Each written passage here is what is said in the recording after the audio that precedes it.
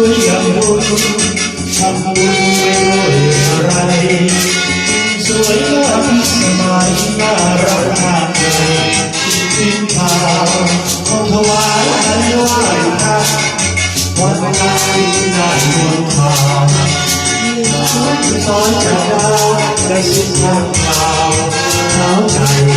ขับมาเข้าใส่หรือข้าวร้องสิ่งสวยระมัดทำไมถึงข้าคำเสียงใจเธอจะได้วันสิ่งต่างอายุมากสิบห้า